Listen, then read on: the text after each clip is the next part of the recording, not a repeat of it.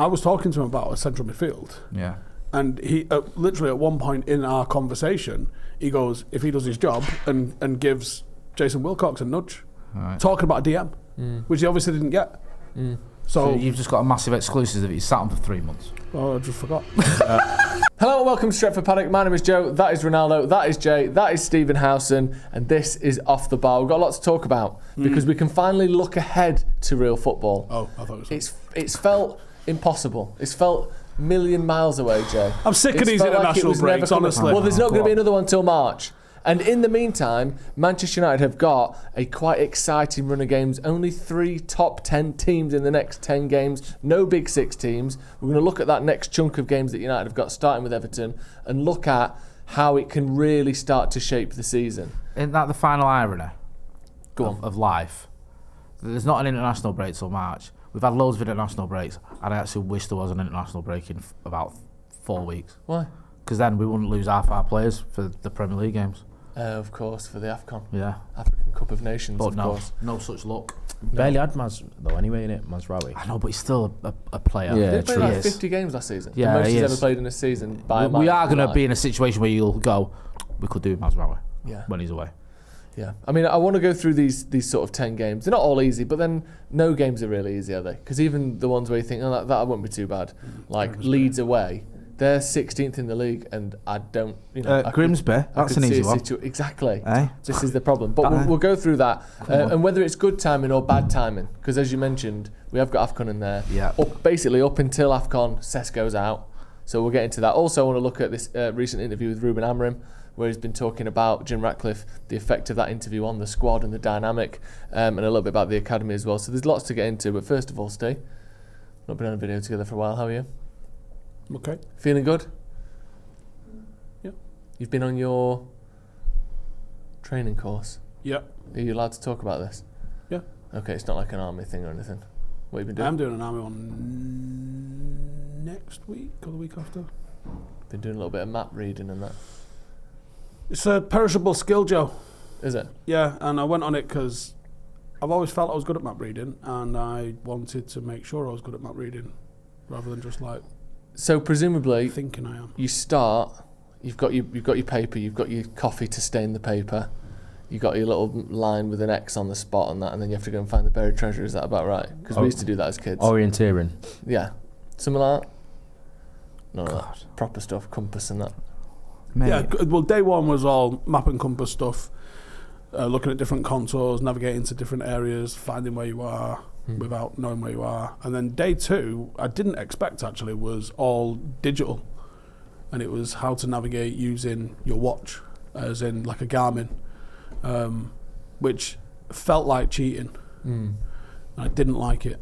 That's not fair, is it? You were telling me before that you have to see where you stand, where you are, look at 3 points that you can see around you. Minimum of 2. Draw a line, and where those lines bisect is where you are right now. If you're Ruben Amorim and you're looking at league position, recent form, fixtures ahead, where do you judge United's season to be at right now? Well played. Thank you. Good that. I think you had that set up from the start. I didn't. I love. Do you know what I've missed? Ronnie's cynicism. So cynical. I love how cynical you think I've got he it is. written down on this laptop, don't you? Yeah. Ronnie hates that laptop. That's why I wanted to sit next to you, Joe. Just to see what I get up to. I think the scale of map that Ruben Amorim is looking at doesn't give him a definite enough position to be able to too much fog. Work it out. Yeah, I think we're talking like a very, very large scale map. So we know maybe what country we're in. It's a shame that, isn't it? Because you'd like to know a little bit more. How do you feel as of right now, Jay, as we move into this proper chunk of games now, uninterrupted? Relieved. Got the FA Cup coming in as well in a month or so. How do you feel right now? I feel a lot more positive than I did after the Brentford game. Yeah. I genuinely despaired after that. I thought this could be it. Yeah, I thought he might even end up walking, let alone getting sacked. I thought this cannot carry on. And going in that Sunderland game especially, I thought I know we say it must win game, but I thought if you lost that one, I thought it was done for. But we won at Anfield, and all of a sudden, happy days, get another win against Brighton, then a couple of draws, and it's a lot more positive. I still feel like we're in the jury's out stage, because it's easy to get carried away, but we could lose 3 of the next 4, and everyone will be meltdown again. But if you ask me, am I confident Ruben Amorim can get us where we need to go by the end of the season, I'm feeling a lot more confident. Didn't we speak about a few weeks ago where before that little run of 4 games that we just had, where we was like, what does it need to be safe? And I think we said like win 7 out of the next 10. Yeah. So we still got like 3 or 4 more wins from the next 4 or 5 more games to get. Which I think if you get some, I think everyone will kind of, because that'll probably put us at 2nd or 3rd probably. Yeah. If you got those results. Yeah, that's if obviously results kind of go your way elsewhere. Do you know what I mean? Because I know we always look at matches, look at games, look at points, but we almost view United almost in a vacuum, not thinking about like how other teams will kind of operate around us. But with those run of games, it's interesting because you can have good runs of form like we did, and then say we've got Everton on Monday and we don't win the game, even if we draw it or lose, all of a sudden what's the discourse? It's 3 games without a win in the league. And it's just how there's a lot of pressure on Palace away. Let me go through this next run of 10 games then, because this takes us up to the Man City game at Old Trafford on the 17th of January. So that's obviously a really difficult game. When's AFCON start? AFCON starts 18th, I think. On the 18th, but we might lose. We might lose players for the Wolves game, which is the week before, because the rules say that they have to be there the Monday before, the week before they get there, which would be that Wolves game. But it seems like United players will be allowed to play. Is that a rule, or is that just general? Like you want a bit of a that's the official rule, but they can be flexible on that. Yeah. So here's the next 10 games. You just don't want to. It's not a fucking rule, then, so you can't just. It's a rule that no one has to abide by. Yeah. Do you want your players? Do you want a player for international tournament? You don't want your players just to turn up a day before the first match. Do you remember Onana last time when he turned up the day of the match and didn't play? Yeah. So because the tournament starts, I think on a Sunday, that basically means that you've got 2 weeks before it starts, before when that rule comes in, when actually they'll probably be allowed to play that Wolves game. So we've got Everton at home, and I'll give their current league position as well. Everton at home, and they're 13th. We've got Palace away, who are currently 10th. We've got West Ham at home, who are 18th, then Wolves away, who are 20th, Bournemouth at home, who are 9th, Villa away, who are 6th, Newcastle at home, who are 14th. Any of them games on a Saturday, by the way? Because I think they're all like Thursdays, Mondays, none of the home Fridays. games are. Everything's a mad night. Yeah. Man, all the home games are non-weekends. Then we've got Wolves away again, currently 20th. Then we've got Leeds away, Burnley away, and then an FA Cup game, and then Man City at home. Actually, one of those Wolves games is going to have to be at home, isn't it? So that's the run. How do you see these next 10 games panning out? Not in terms of going through every single one as a result, but do you see this now as a time and a chance for United to properly cement ourselves as challenging for Champions League, or how do you see it panning out? On paper, I think you'd say that, but it's just the Premier League today, and it's so difficult because you can have runs of fixtures that on the face of it, if you look at league position or whether they're a non-big team or a non-big 6 team, and feel like obviously you should be winning, probably favourites, winnable, but it just never really goes like that in the Premier League because teams are so strong now. I'm not sure if it's still the same way, but the last time I looked at the league table, I think there was 4 points between like 4th and 13th. Yeah. Right about now, so things can change. Look, Villa are currently 6. I think a few games ago they were like languishing near the relegation zone. Just how things can change, and things can change very quickly. And I look at that as a run where United can at least win 70% of those, kind of alluding to what Steve's saying. I'm going for that kind of 7 of 10 range. But what is my belief like going into him? I think with United, over what I've seen for about a year now, or over the past few years, you just never know what to expect. Especially when Sesko's out. Sesko's out, so we're going to have injuries. To adapt to that, for one. And I think our second half performances have kind of shown me and the performances of players that have come off the bench, and how United have notoriously dropped off in second halves in this season in the league, which could be a factor of United having depth issues, is if United get 1 or 2 injuries and stuff as well as people, then all of a sudden these matches become really difficult. Don't forget to check out the Stretford Paddock merch. There's a link in the description. There's a pinned comment as well. We have got loads of merchandise, and it is nearly Christmas, so maybe you can get a nice Christmas present for someone, or even for yourself. Go and check it out, and it helps support the channel too. The second half thing, though, I think is kind of a circumstantial thing to a certain degree, because so many of the recent games we were in the lead at the start of the second half. So you've got the opposition team who are building in sort of momentum and confidence and getting more desperate and doing more to attack us. In the games where we were losing, like the City game, we were far better the second half, but obviously it was almost irrelevant because we were 3-0 down. That would be true, but because someone else made a similar argument to that, but the counter is all the best teams in the league and the better teams that are up there are also got great second half. Well, yeah, so it's like. But I'm not. Yeah, we're not as good as the best teams yeah. in the league. But I'm not saying it's all down to the fact that we're in the lead. But a lot of those games, if you look at how we were in the lead, and then as soon as we concede or it goes back to being level again, we then become the better team and get a goal. That's what's happened against Liverpool. That's what happened against Forest. That's what happened in the last game as well against Tottenham. You sort of allow more and more pressure, and then they get a goal, and then we have to go crumble. again. I don't think. I mean, there's obviously a lot to read into it. I'm not saying it's all perfect, but I think one of the reasons why we've had bad second halves is because we're the ones holding on, which needs to change. Yes, we're good at chasing a game. We're not good at defending a game. Yeah. I think as well as I don't think the substitutions. I think he makes too many substitutions late in the game. Okay. I think. You have to. I mean, in the last game, he had to take Mazraoui off because he was done. Obviously, he's just coming back into match fitness, and Casemiro was out on his feet. But you make those two, you don't make five. Okay. And you bring maybe Delo on for Mazraoui rather than moving Ahmad back into that position. You keep the structure largely the same, and I think you see that one out. Because for me, I couldn't get over the fact that felt like points lost. And I know the circumstances where we rescued a point at the end, but. For me, when we're winning a game like that, we have to see that game out. That's if we want to be talking about top four, and I think at the start of the season I was happy with like 8th, 9th, because it would have been tangible progress from 15th.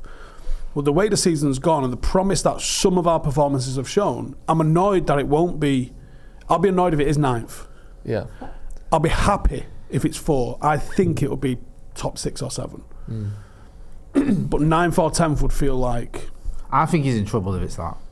I think if your two finishes as Manchester United manager are 15th and 9th, I think it's a tough conversation. It is. I'm not saying, I understand the circumstances of last season. I understand the circumstances this season. But if you've had a full season after finishing 15th and you've had a load of signings who are very good, by the way, and you finish in 9th without Europe.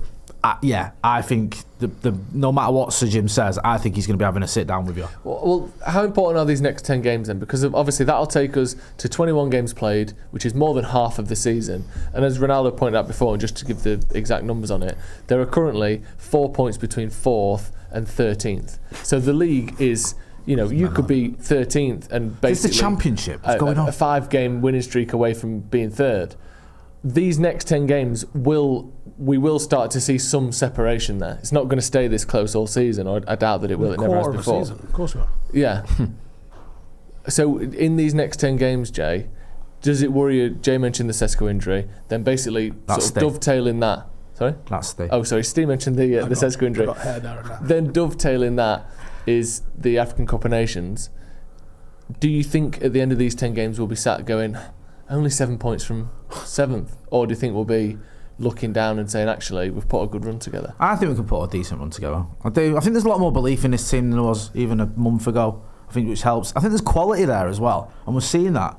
Like Brian Mbeumo at the minute. Shame you going to the AFCON. I know. I think we need to get points on the board before the AFCON, because losing Mbeumo and Ahmad, and no disrespect to him because I like Mazraoui, but to a lesser degree Mazraoui, is going to hurt us.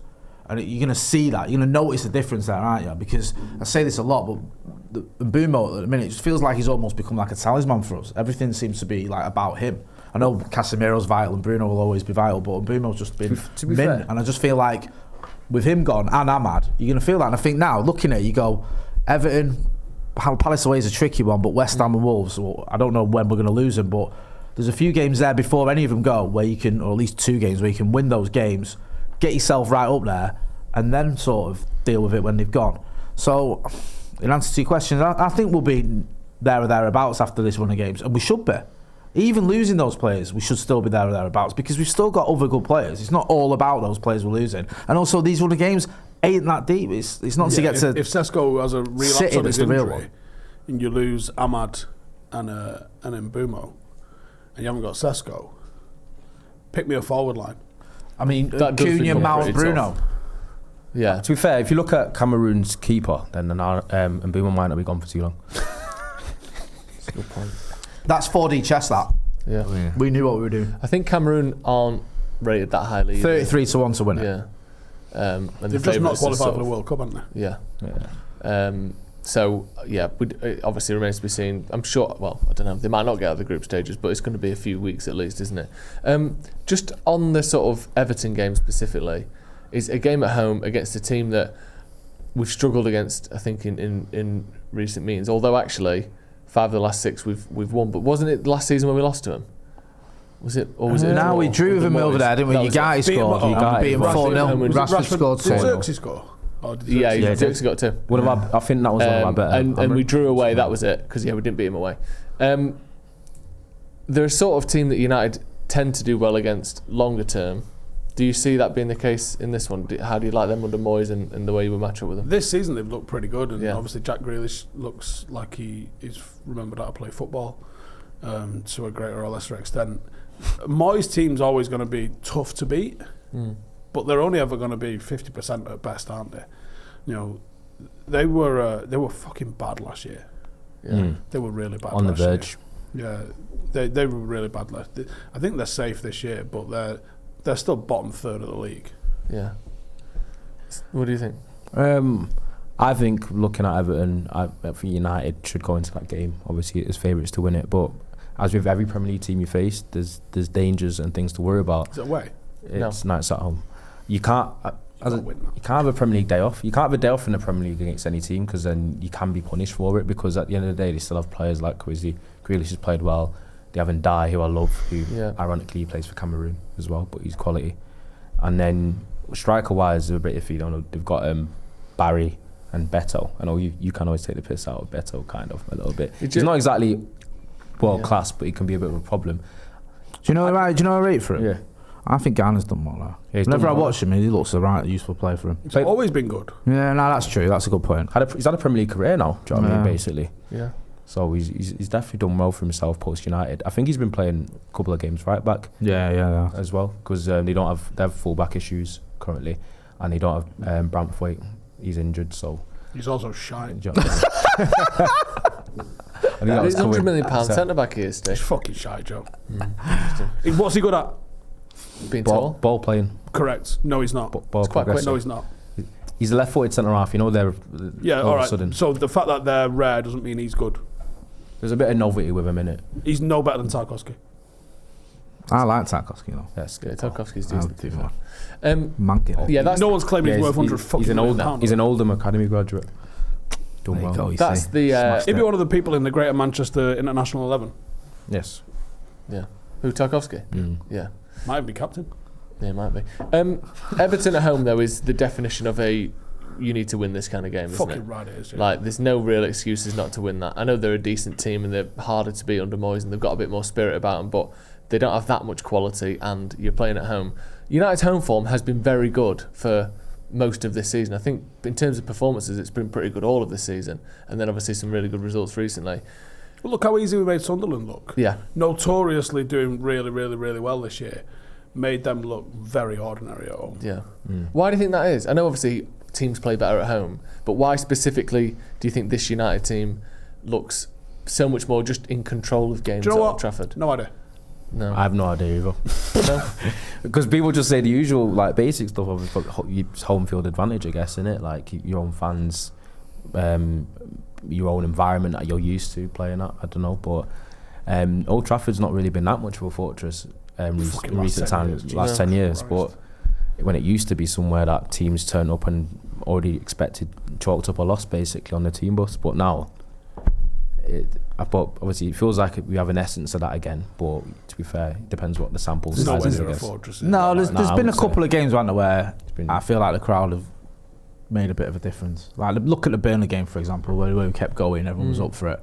Like, if we'd have lost that, or even drew it after the Grimsby game, I think we'd be having a different conversation right now, genuinely. I think that was a massive win. That was a massive win for us. Who would we have got? If we'd have sacked him then, after Burnley, it probably would have... Simeone or something? No, I think it'd have been Darren Fletcher or someone. Just as a, like, honestly, I think it'd have been a caretaker jobby until the summer. Yeah, or maybe Raiola or someone would have gone full time. Maybe, yeah. Don't know. Tough though, isn't it? I think that's one of the reasons they sort of were able to be so resolute. It's a slightly underwhelming market. We're absolutely backing him. Yeah. Did you do your deal? Yep, and that's why we're absolutely certainly back in the way we backed Ten Hag, at least we didn't have an interview going anyone through else. CVs like that. Jesus Christ! Just stick with him. He'll be fine. It only took us 8 to get to Stephen Howson. How is that possible? I'm on the fucking shortlist, by the way. The next time you're on the front manager page. goes, We need them odds. Amorim's been speaking. He did a bizarre, I say bizarre, Stan Sport, who are an Australian TV channel, and he did a YouTube video with them yesterday. Wait, should we bang an email in? Yeah, I mean, they've got, Do you know what, Steve? That's exactly what I thought when I saw it. I was like, really? But where's You're doing that it with come that from? and you're doing it with Because in the middle of an international That is a break, favour for someone, Yeah. isn't it? Yeah. in the middle of an international break, it's not in person. It's you can hear them talking. What's like, that face for? through Zoom. It's a bizarre sort of setup. Whatever for a it is. video. Just keeps his up. But No, I want to know. No. there are some good quotes from it. So he's spoken about why things have turned around. I'm going to go through a few of these quotes because I want to talk about this. So he said, of course we're playing better, but we are playing better because we have more confidence, and that starts with the good results. Kind of that sort of vicious circle that you get trapped in when you're playing bad and you feel shit because you're playing bad, so you play shit because you feel bad, and then you're back to the start again. Now we've seen the opposite of that. For example, against Liverpool, if you look at that game, we had some luck, and that changed the momentum for us. I think we did a very good pre-season. We started the season very well against Arsenal, and then we had our ups and downs until this point. And that's what I was expecting. So it's nothing new. It's not a surprise for me that we're improving, we're getting better. But I can share my feelings on when we finished the game against Tottenham. I was coming here, returning to Carrington. I was watching the game, and my feeling was of frustration that we are far from perfection. We are far from being the team that can win every game. I think we have a lot to do, but I also have the feeling that what I have been saying for many months, the formation is not the problem, because the formation is the start of something, and then it's the dynamic, the confidence, the way we play the game, how competitive we are. If you look at the games that we struggled in this season, it wasn't about the formation for me, it was about the lack of intensity. We need to really be perfect in this league to win a lot of games. I can see you reacting there, Ronnie. What do you make of that?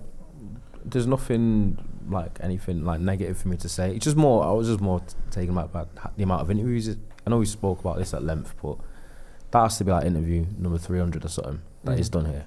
But I think one thing I can honestly respect about Amorim is he is very seems very candid when he does interviews. He's honest, kind of says how he's feeling. Doesn't really pull the wool over eyes too much. Even though you might not necessarily agree with everything he says, I think he does have a little bit of an honesty about him and a bit of a. That's why I think fans have found a little bit of relatability to him a little bit in terms of the way he comes across that we didn't really have with Ten Hag, who come across very robotic and uncharismatic. And I felt I've grilled two of our recent managers on how they play. Yeah. And they both answered for 10 minutes or so, the pair of them. So pretty lucky in that sense. Is this off the record? These grillings? Yeah. We got Ten Hag. Me and Macca got Ten Hag randomly in La Jolla in that hotel. Some random woman was mooching about, going, I don't know anything about soccer. My son's a United fan. A little kid with her, who am I looking for? And I was like, well, the gaffer's there. I want to get a gaffer. So he took a picture with his kid, and then he come walking past us. It was that press conference where 3 people asked how he was enjoying San Diego. Do you remember? Oh God, Yeah. How can we forget? And I had my hand up at the back All the for San ages. Diego local news was and asking. they clearly weren't listening to the other ones, and it got a bit of a running joke towards the end. So he came over to us afterwards, and he was like, and everything in my body wanted to go, so I enjoyed San Diego then, which would have been elite, wouldn't it? Yeah. And he was like, oh, you had a question, eh? And I was like, yeah, so I hit him. It was about playing out. So What you playing out tonight, mate? can we give you a knock? Yeah, I'll bring a bike round. Because he just signed a nana. bring everything. He just signed a Okay. nana, if you remember. So I was like, how do we... And at this point, we're all excited by that. Yeah, At big this time. point, we didn't realise he just quit. Well, we United. signed the nana. He just signed his P45. What came in the box was not Onana. I Yeah. don't know what it was. Probably one of those Amazon or eBay switcheroos. I think that we got. Poor lad. So I asked him about that, and he answered at length and quite honestly. And then I managed to do the same with Amorim until a lady from United flapped because I was proper grilling him. But you saw Amorim, didn't we? After that, and you spoke to him again, didn't you? And you said it was all right chatting to you before because you'd asked him because that. Yeah, and then he chest punched me. Yeah, and he was like, yeah, of course. He looked like, yeah, of course, man. I'm like, what are you on about? It's fine. Kind of thing. So he obviously didn't mind what you was asking him and gave you a decent answer. And obviously it's different, innit, off the record as well, a bit more of an intelligent question or something that you can answer well, without scrutinising. They know in a press conference they've got to get through 15 questions, and they do 2 lines for everybody, don't they? So that's why you get good stuff on that sort of interview. The last one that he did, you got some pretty good questions with him as well. Was that the Owen Hargreaves one? Yeah, that was a good one. That was good. But you do get, there was another one before that as well, that's in my head, I can't remember who that was with. I think it might have been with United itself, United Media, where they know that they don't have to give a sort of catchphrase and then on to the next one and then on to the next one and that. So I think you're always going to get pretty decent answers out of him in that sense, because I think he obviously has quite a resolute belief in what he's doing. He obviously knows exactly what he's trying to get them to do. It's just that they've not been able to execute it yet. I also think what he's saying is completely true as well. The intensity thing being such a foundational realigning being needed there. Because when you think of the teams we've really struggled against over the last few years, that's why. It's Bournemouth's, it's Brighton's, it's some of the games we've had against Newcastle. It's been embarrassing, the physical levels and the differences. And some of that is because they've got better athletes, and we talk about natural athleticism and all that sort of stuff so often. And obviously there are just some insurmountable physical differences that you can't teach Juan Mata to be Patrick Vieira. That's never going to happen.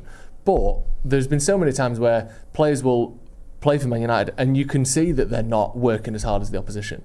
And that intensity, you can have any system you want. If you're not trying hard enough and you're not matching the opposition or even getting close to them, you're never going to be a top Premier League team, regardless of whether it's 4 at the back, counter-attacking, high pressing, 3 at the back, 5 at the back, whatever it is. That is a fundamental just prerequisite to even challenge for games in the Premier League. I think last season we saw just a 10% drop-off, even if that's mental, like as in your head, not how silly it is. If that's just a mental drop-off of 10% because we're focusing on the Europa League, that you just won't win any games. You'll win 2 of 20 or 3 of 20 games it was or something when he first came in. Like that's so bad. And any team is sort of capable of that. I remember 3 or 4 years ago Chelsea finished, I think they might have finished 12th in the end, but they were 15th and 16th for large portions of that season. Tottenham have been with 17th or 16th last season. Man United 15th. Things that seemed unthinkable for just the amount of money you spend. But if you're not working hard, you will just finish near the relegation zone. Your quality will stop you getting relegated, but you'll just be one of the worst teams in the league. And I think he's said so many times, I need to build this base of an identity, and then we can worry about the tactical flair and changes on the top of that.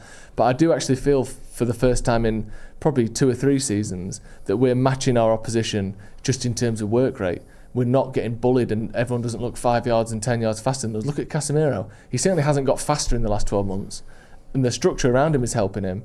But everyone is working harder. The gaps are being filled more quickly. People are... Do you remember that first training session we saw footage of when Amorim arrived? One of the big things he was working on is sprinting back. Not just what do you do with the ball, how hard do you work when you don't have it. These things make a massive difference, and then the luck does go your way occasionally and you start building this confidence he's talking about. But I do think that intensity thing is like a foundational thing that not enough people talk about, because without that you will just lose 20 games a season. And every other team in the Premier League, other than the really shit ones, have got that. So I'm really glad that he's been focusing on that, and he's identified that as a prerequisite to win games in the Premier League. How many times do you reckon he's played Rocky 4 at the training ground this year? Hopefully a lot. He should have done it every day. Yeah. You're right, and intensity is a thing, but also the quality's massively steps up. I mean, we had a contender for one of the worst goalkeepers in the league, if not the worst goalkeeper in the league. We had a front 3 that had 7 Premier League goals between them by, February. I mean, that's unreal. That's like, you're not going to get anywhere with those sorts of performances and that standard of player. No disrespect, but let's be real where we were at. Yeah. Do you know what I mean? It took a smash and grab from basically Ahmad saying I've had enough of this to beat Southampton at home. And they're a team that were, at the time, on course for 60 minutes, on course to be the worst ever Premier League team. And for 60 minutes, they looked like prime Real Madrid. And it's sorry, I'm thinking of Southampton away where we were also... Oh, yeah, sorry. It took them missing a penalty. Yeah, that was different. The one at Old Trafford absolutely rattled me more than the losses. Yeah. Because it was just... I was embarrassed to cheer a goal for United, I was just like, how have we been this bad against a team that is so poor? And I think that, yes, you're right about the intensity, I completely agree with you, and maybe the formation thing has been over-exaggerated somewhat into how important it is, like you're saying, but also the quality's improved. Like, why did we lose against Arsenal? Brian Dare threw one in his net. He did. Why did we lose? Why did we get knocked out of the Champions League in Eric's first Champions League campaign? Because Onana just absolutely shit the bed against Galatasaray and everyone else, basically. Yeah. Like, that makes a huge difference. And Copenhagen. And yeah. Like, do you know what I mean? Yeah. He did his best in the FA Cup final anyway against Doku. Couldn't believe it. Yeah. Like, it makes a difference when you've got a striker that scoring goals, or attackers like Garnacho and Højlund, and to a lesser degree Rashford. It wasn't really happening for him. And now you've got a front three or front four when you're mixing it up that all look like they're on it. Do you think he's got his eyes on the right thing? Because I think obviously there's been so much mention of the tactics because people, for various different reasons, we'll come to your own conclusions. But he does seem to be speaking about this intensity, and obviously you see Jason Wilcox talking about how important it is to have a good squad of good players like you're mentioning, Jay. As a foundation, do you think he's come into the league, and one of the questions about Ten Hag was he didn't quite get how good teams were. He didn't understand that you're not going to have by far the best players in the league like you did with Ajax.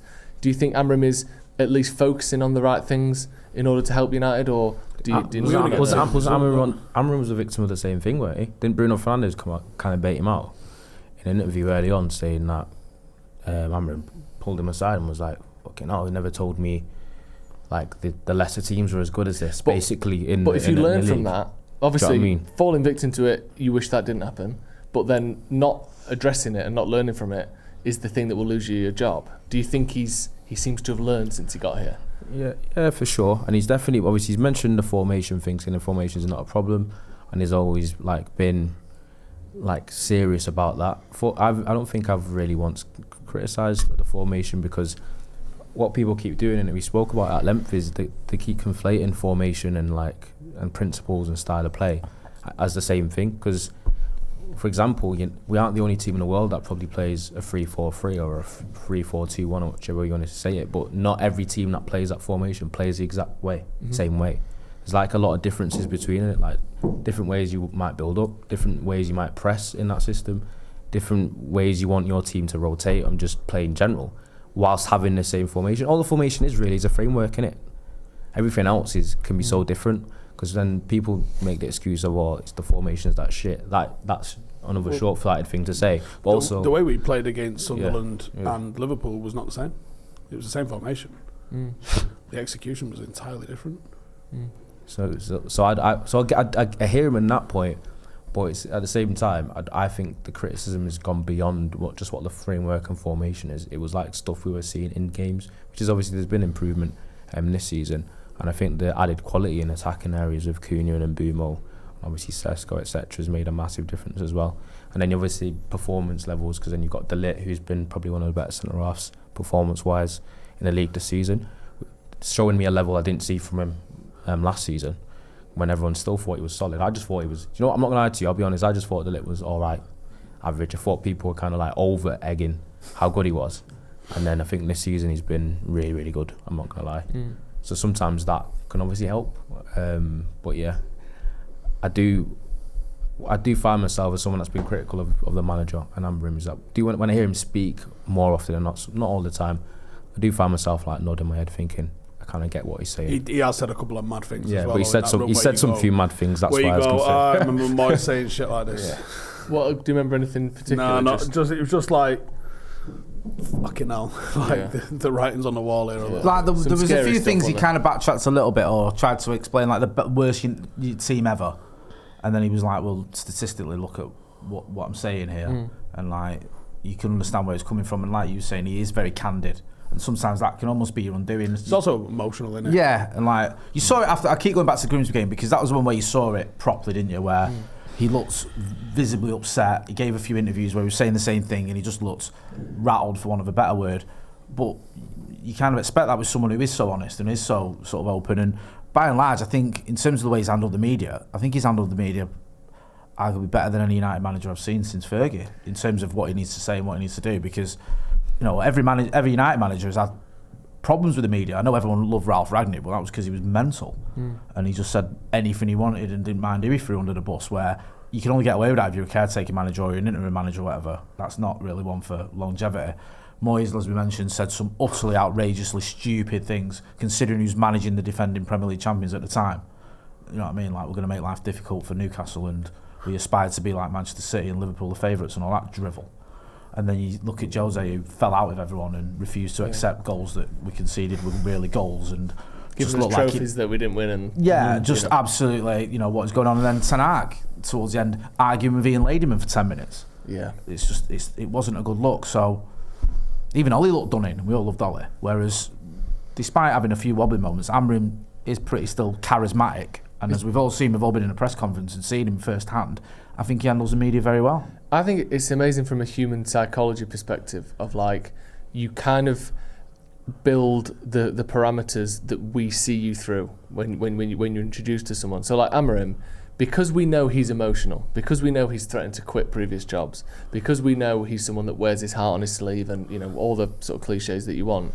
When he says something like, the players showed you what they want today, when he's being asked about his future, and essentially saying they didn't put the work in and I might fuck off, kind of, that's how it was all read by everyone. You sort of go, and then 2 weeks later he's going, I was just emotional, whatever. I say that about my kids sometimes. You go, oh, fair enough. If Solskjaer had said that, it would have been the end of him. There are certain managers, because they set out a stall of I'm serious, I'm sensible. It's almost like, not to compare Amorim to Donald Trump by any means, or Boris Johnson, but because Boris Johnson had a career of saying silly, clownish things, buffoonish things for 20 years, when he did that as Prime Minister, people went, that's what he's like. Whereas if, someone that took themselves seriously, or Obama had done that, it would have been like, he's cracking up, he's gone mental.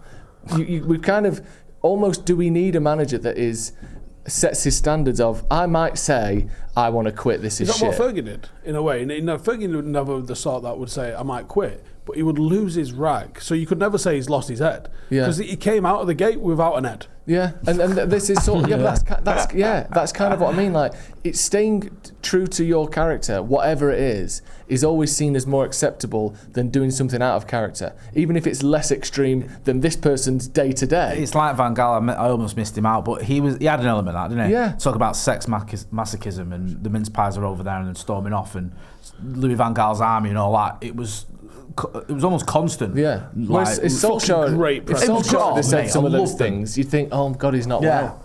So it's like Amorim can almost. Where is the fat man? Crazy, like madness. But with Amorim, he's come in, and maybe we needed a manager at the time where it almost works within their character that United are going to be like this for 12 months because other managers who come in and try and it's going to be serious, it's going to be straight, I'm never going to take a backward step, would have just looked mental. So I don't know, maybe we needed him to be overlap like that. Last week? I've not watched it. I haven't seen the whole thing. I've seen a lot of the clips halfway through. It was good. He talks a lot about one of the things that he wanted to bring to Besiktas was stability.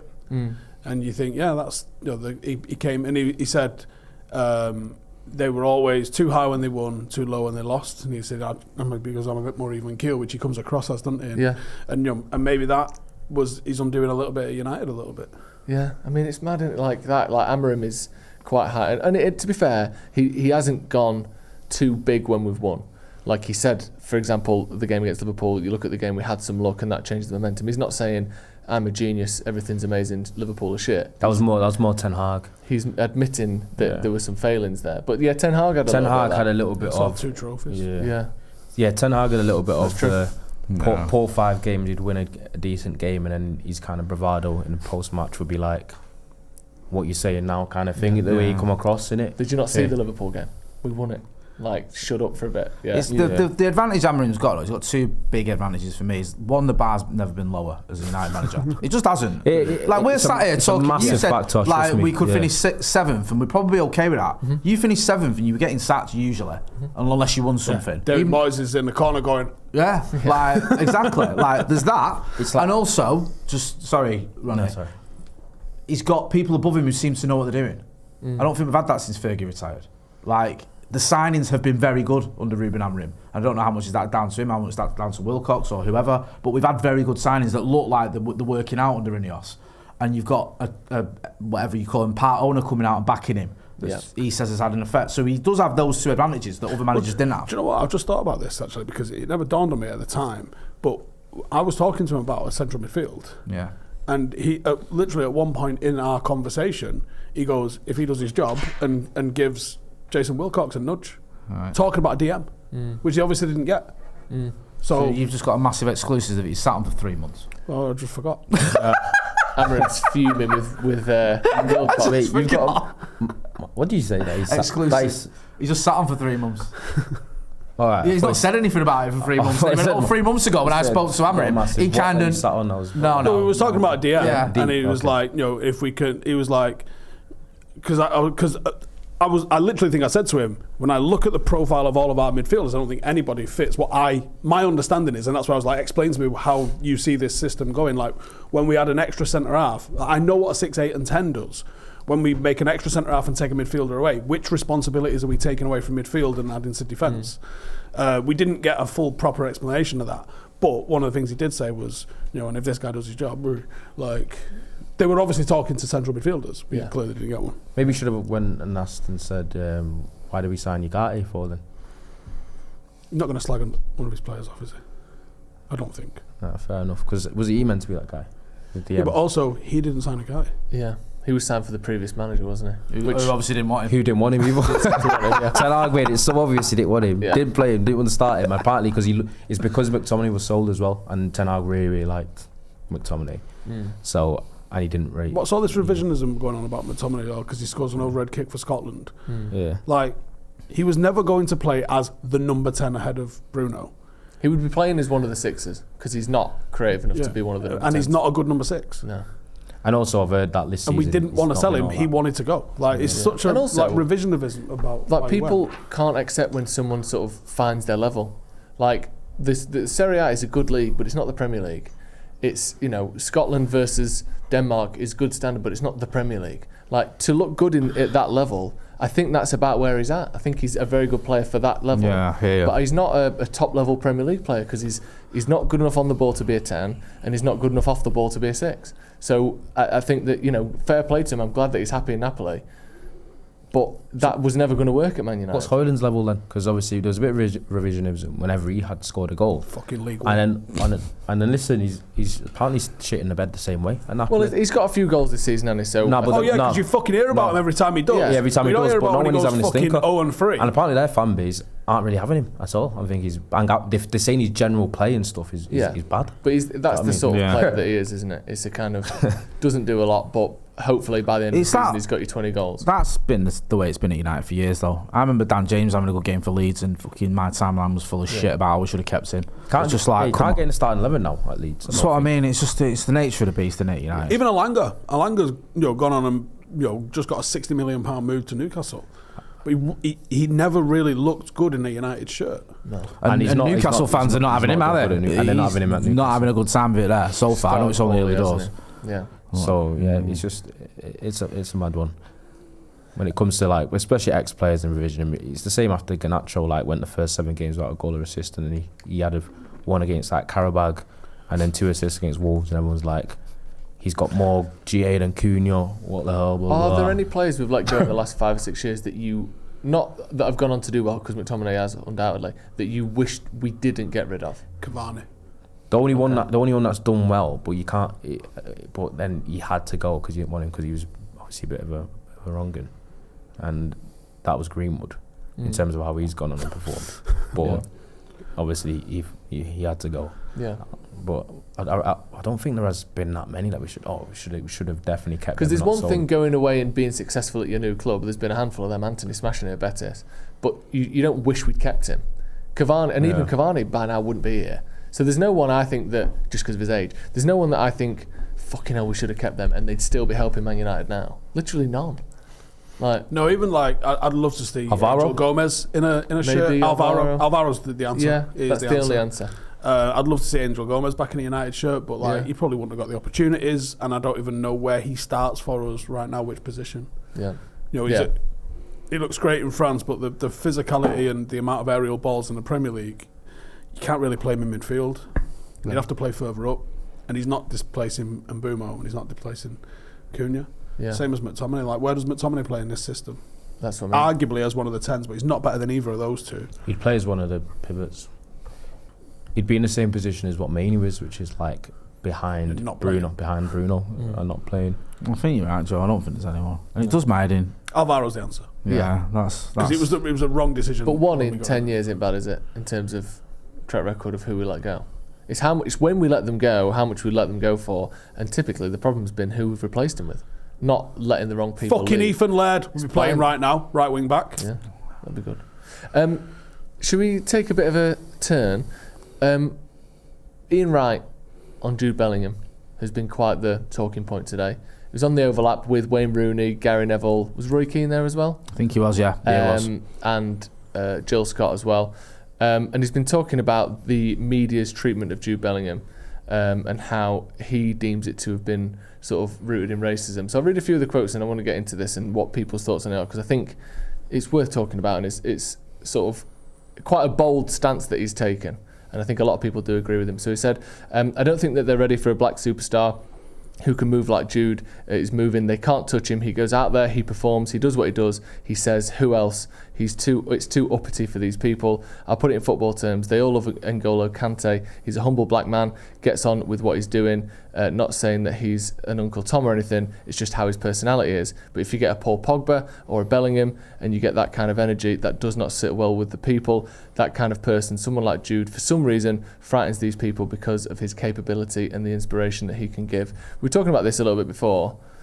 Jay, you were talking about this and your sort of thoughts on this. Obviously, as United fans, we've seen players be very criticised for their performances for England. Yeah. And obviously Paul Pogba is mentioned there. This has been said in a room full of United legends. What do you make of this situation at the minute? Well, I get where Ian Wright's coming from. And look, you know, I've seen white United players get more grief than almost anyone. The way David Beckham was treated after '98, I've never seen that before or since. Yep. Where a player's got dartboards on the back of a national newspaper, effigies are getting hung from lampposts. It was the front page. Front page, sorry, forgive me. And just sort of blanket hatred across the board from both media, pundits, fans, everything, rival fans, I should say. So I get it. But I understand where Ian Wright's coming from. You can see how emotional he was. He was talking from the heart. It's obviously something that he's lived through and he's experienced. And I think some of the treatment of Bellingham is a little bit obsessive, and it crosses a line where you go, what are we doing here? You got a young talented lad who's one of the best midfielders in the world, and we don't often say that about an England midfielder. I know we've tried to say it in the past, but not since Scholes. We really actually had one, and I'd go, yeah, that is someone who is genuinely one of the best midfielders in the world, who's doing well, playing for England. I think he got man of the match the other day, and people are talking about his reaction to getting subbed or whatever. And what resonated with me about this was, I've seen Ronnie, I think you've tweeted it a few times, or you've mentioned it on Twitter, about Kante. I mentioned to you about the Kante. Sorry, forgive me. You've mentioned about the Kante thing and how, because of how humble he is, people like him as a player, but they also like his personality, because there's almost like patting him on the head, or he's a good little boy kind of thing, because he's just so humble and almost feels like he does as he's told. That's not a criticism of him, that's a perception of him, which Ian Wright alludes to. And I think it's a conversation worth having, and I liked what Ian Wright was saying, and I think it is a shame that we have this. And also Gary Neville in that little segment spoke about Raheem Sterling coming to him when he was involved with the England setup, saying some of the grief I'm getting isn't just about my football, it's like it's crossing a line. And Neville, I'm paraphrasing, sort of said he regretted he didn't quite get it at the time when he looked at some of the stories. A lad I know who's a City fan, but he's actually one of the few alright ones, did a thread on Raheem Sterling and the newspaper pages about him, and it was loads of front page stuff like his blinged up house that he bought his mum. That was all in Mail, wasn't it? Yeah, a lot of them in the Mail or Sun. Yeah, the one. gun thing. Remember the gun thing? On his thing. It's just banning from the World Cup because he's got a gun tattoo and all this stuff. Sky inserting misquoting him about I'll never touch a gun again when he never said that. Like, there was all sorts going on there with him that wasn't just about his football. And I feel like sometimes with Bellingham and other black players, there is an element of that. Listen, we've all sat here and at times criticised Paul Pogba's performances that at times weren't good enough or whatever. But on the whole, some of the treatment he got, we saw him get 5 assists in a game and get criticised as that's what you should be doing every game. It's insanity. I think it was 5 or maybe 4. Because it was bravado and just then leaks into his hair. Yeah. You know that thing with Gary Neville where he says obviously you wish you're not quite getting it. That's what kind of makes it hard to speak about if you're like obviously a black person or a black footballer, because you will that element of will it be understood, because obviously Gary Neville wouldn't have had those experiences. No. And that's kind of what the disconnect is. So it allows a lot of people to kind of diminish the experiences of people because it's not something they have ever understood or ever experienced themselves. And the thing with Kante, because he was kind of subservient and humble, there's part of that which is just a personality that people generally do like, especially when it's in an age Dennis of Irwin and people. Paul Scholes had that as a personality trait, which people really liked about them as players, on top of their ability. Yes, but it was more. I feel like it was Kante's went to a stage where it was almost like what you said. It was infantilizing, basically. Yeah. It felt a little bit uncomfortable because it almost seems look like how cute he is when everyone's celebrating and hold the World Cup and all that, and everyone, he's so cute. He's like he's a fucking 28-year-old man. It's how you're acting like he's going his first day at school. It's like because drive to training in a fucking Corsa or Mini Cooper. So it's like almost like the whole thing. Both with Jackson the Corsa. Yeah. It's almost a thing of that's how they'd want black footballers to be, rather than the kind of bravado. You got criticised and praised for that. Yeah. Man, it is kind of insane. And look, I haven't really got a dog in the fight when it comes to Jude Bellingham. I'm not a massive England fan, and he's not a United player. But I look at it and I do find it a little bit odd. And there's that guy in a Craig Hope who just seems obsessed with him. He's got to Piers Morgan level, Meghan Markle's levels. I was about to say obsessive, which is just has weird. It been the media that isn't accepting of Jude Bellingham, or is it Craig Hope?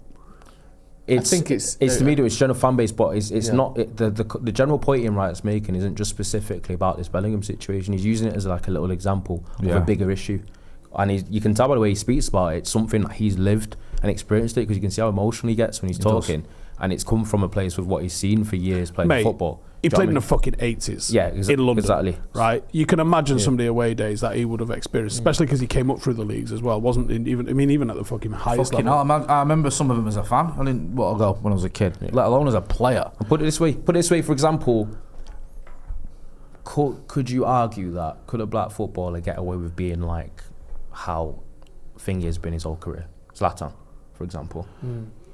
Do you reckon it would have been perceived the same way? We were talking before, because I know there'll be people watching who are thinking, well, Wayne Rooney got a lot of stick. Yeah. David Beckham got more stick than Bellingham's had, and in terms of from the media, and I think that's true.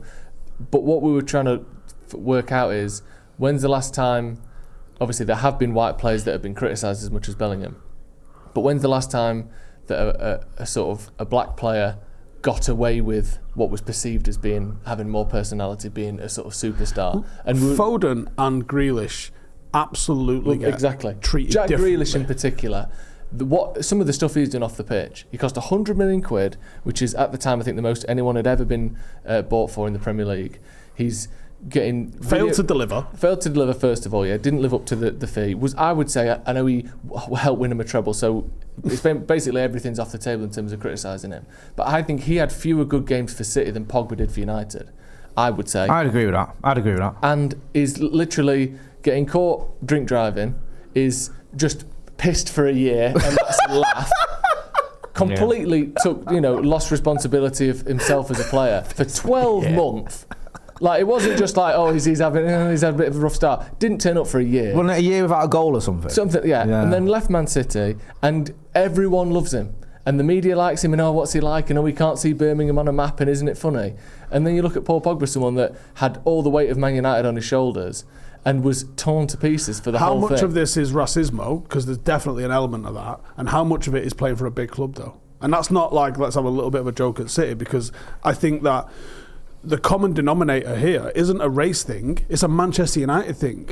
Beckham, Rooney, Pogba is all United. But Bellingham doesn't play for Man United. I know Real Madrid are a big club, but that's the only club bigger than United. But they're not a big club in England the way City is. So, what Ian Wright said was they aren't ready for a black superstar. I don't know who they is. Now, there was shitloads of racism after the Euros online. Yeah. Now, I don't think the media was necessarily, but I think that it was very much on like Twitter, especially, social was a thing. Media. Which, let's be honest, who even is that?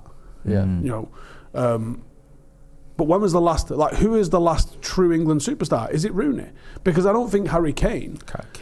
He's a great player, but I don't think he's superstar status. No, and he's talking about as well people with a bit of personality, isn't it? Not someone that's.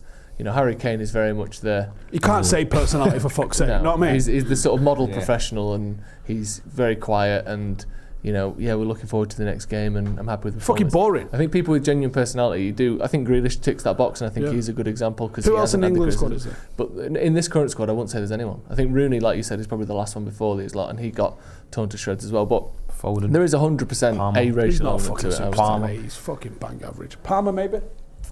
Yeah, there's been a lot of love for Cole Palmer, which because you mentioned like a bit of a class issue in it, but Cole Palmer's probably about as working class as you can get within Shaw. Yeah, because like for me, the only people that ever kind of like didn't really get major criticism from the media with that golden generation was your London-based ones. I always sort of noticed there's a London-based kind of bias. Like Lampard and Terry seem to be treated entirely differently to all of the Manchester or Northern-based ones. But then at the same time, I don't think anyone's been wanked off as much as fucking Steven Gerrard. Yeah. Yeah, that's true. I think I'd say to anyone, go and look at what Ian Wright's saying, because I don't think we're doing him justice. No disrespect to you've got to hear him. Like, I can't do it justice. I've got about 7 or 8 sentences here. It's and also a number of minutes he speaks the way he's for, speaking about it, you can yeah. see this is someone who's been through that, who feels it. And you know, the other players who were sat around there, you can see they're feeling it from him, and it is quite moving and emotional what he's saying. And I was with him on it. I was like, you know what, I can see that, and he uses some language that he needs to use as well. And I think, fair play to you, because I think it's at least worth having this conversation, because it's just, you're going into a World Cup and it's like, let's do this thing again. Like, let's fucking not. No. Regardless of the reasons behind it, let's just not do that. If you give a shit, just don't fucking do it. What's Craig Hope's fucking drama anyway? Oh, it's just. I don't know. This is it though. It's worked, hasn't it? Because we're talking about him, and who would give a shit otherwise? I think Newcastle fans rate him, but other than that, who cares? And now he's made himself relevant to a bigger audience. Yeah, he's like a Newcastle tier 1, isn't he? Is he North East? Yeah, I think he is. Yeah, so he's probably fucking moaning that they didn't get Sesko and Mbeumo. Yeah, it's all a little bit odd, but yeah, I think a good conversation and worth talking about for sure.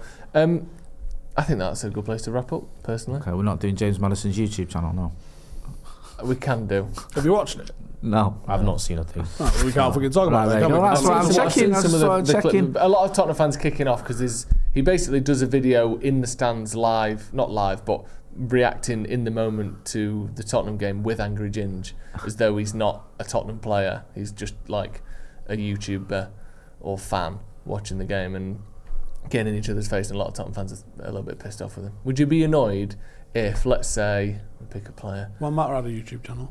Yeah, but he wasn't doing reactions with expressions in the crowd in real time, was he? If you had Harry Maguire sat next to expressions in that same game, and Maguire's going nah when we scored and stuff, and then getting grief when they the wrong way. I think I could care less about that. You kind of. It's amazing if you win. It's the same as any content, innit? It's all fucking negative when you lose. It's great when you win. Yeah, I do think it is odd though, because I think in my head at least, I like to pretend that the players are on this separate sort of pedestal to. Not a fucking chance. But I know they're not. But like they're in it. So let's be more real. But it's like seeing like the gladiator shouldn't be cheering on one of his fellow gladiators getting killed. They should be in the back like fucking banging their swords against each other and getting G'd up, even if they're not fit. Like I don't want to see the players as fans. I want to see them as they're in it. They're not fans. They're in there. Yeah, but then at the same time, you get criticised for not fucking caring and just picking up a cheque. That's true. But then don't film it. Yeah, I get that. But like people want more access. You get more access, and they complain that they don't like the access that they've got. That's true. People just like winning football matches, don't they? That's the sort of. Yeah, like I got no dramas with like people showing who they are. No, I agree with that, and I thought the video of him with his injury and stuff, and the Erling Haaland day in the life video and stuff, I think that's good personality. Fucking milk drinking. But there's something about those 90 minutes where the players are representatives of something other than just being a fan. Do you know who had a really good YouTube channel? And it was a good few years ago, but it was really good. It was really well shot, and it got amazing access. Was Marcelo when he was at Besiktas. Really? What, as in Real Madrid, Marcelo? Brilliant. It was brilliant. Really? Yeah. I've never even heard of that. You learned Portuguese for it and that. And everything. Wow, Steve. The dedication. Oh, Steve, I thought you meant Marcelo. Nah. But I thought you were joking. I'll have to check that out. Is that still up?